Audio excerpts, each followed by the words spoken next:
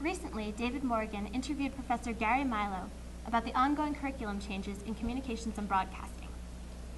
The idea behind it is to provide students with more diversity in terms of courses and to add in a program of study that I'm interested in, which is film studies, which is providing a larger area of electives that students can take. And that's just another aspect of broadcasting. It'll be communications, film studies, as opposed to communications broadcasting, communications journalism, communications radio, what have you. What Tony and I are trying to do is have a variety of communications courses within which there are major areas, major programs of study. However, all of the courses, or all of the programs of study, I should say, have a common denominator, which is communications. If you declare a major in broadcasting, you did not necessarily have to take a film course. They're open to you. They're open to you as electives. And they're also open to general liberal arts students, as some of them are humanities electives. For example, right now I'm teaching the first film studies course. This semester is called The Gothic in Literature and the Cinema.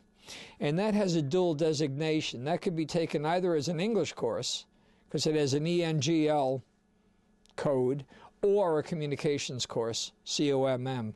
So it can be one or the other. What I'm trying to do, and what I'm interested in all of the phases of the communications programs, is stress the interdisciplinary nature of these courses. What we've done with film studies for now is we've started with a base of 4 courses.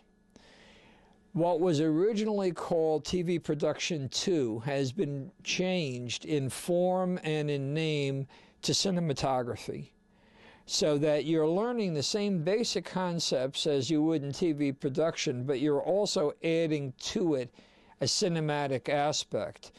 TV production and film has reached a point where they're almost the same. The techniques are the same. You're dealing with composition, you're dealing with all of the same technical aspects, pans, zooms, fades, dissolves, and all of that. The other course that was writing for radio and television is now called Writing for the Media, where you as a student will learn screenwriting, as well as writing for radio and writing for television.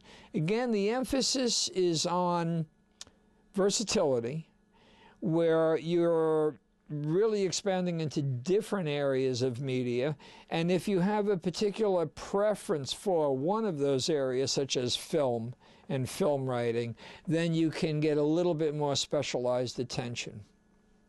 The other 2 courses that are part of these 4 courses that I talked about in film studies are the Gothic and Literature and the Cinema. And the first course that I taught here, and I believe I ran this course more than 10 years ago, called Critical Analysis of the Cinema. And that is a basic course in film studies where we study, again, composition, and we look at film in a more critical analytical method, very much like what you would do in English Comp 102, where you're looking at literature and analyzing what makes this story work, what makes this poem poetic, what makes this piece of drama something important and something that has theatrical value.